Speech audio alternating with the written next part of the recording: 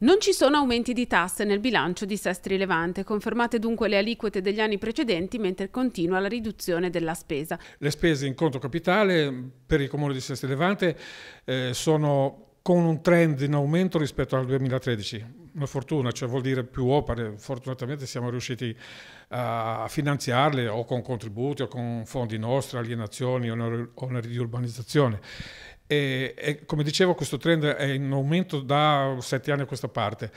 Le spese correnti invece, l'altra parte di spesa, che sono le spese di gestione, hanno invece un trend decrescente, di poco, ma tutti gli anni dal 2013 in poi abbiamo un trend decrescente. Il capitolo investimenti invece prevede 7 milioni e 600 mila euro. Di questi ci sono opere che continuano rispetto agli anni precedenti, ad esempio come la realizzazione della nuova sede della Compagnia dei Carabinieri e lo spostamento degli uffici. Ci sono 1.700.000 euro di investimenti sulle scuole, questo è un punto dove teniamo molto, l'ampliamento di una scuola frazionale, il rifacimento della palestra di Via Lombardia in Palazzetto dello Sport e anche interventi che riguardano sia la messa in sicurezza che l'efficientamento energetico delle scuole, però ci sono risorse anche appunto a sistemazione dei danni della mareggiata. Ci sono circa 256.000 euro su Renà e 200.000 euro sulla diga di Portobello. Rilevante il capitolo recupero dell'evasione fiscale. Nella lotta all'evasione fiscale abbiamo recuperato tanto tutto quanto avevamo previsto, anzi forse di più rispetto alle previsioni di bilancio del 2018.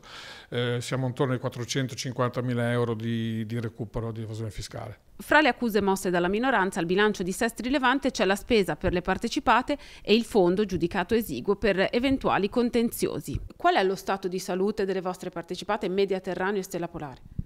Beh, lo stato di salute è ottimo perché l'ultimo bilancio che hanno approvato entrambe, che abbiamo legato diciamo, ai nostri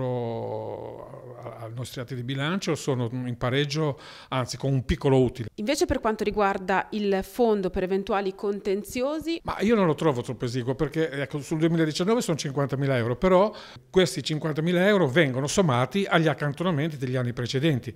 Per cui se noi prendiamo gli accantonamenti fatti negli anni precedenti e sommiamo i 50.000 euro del 2019, creiamo un fondo che si aggira intorno ai 450.000 euro.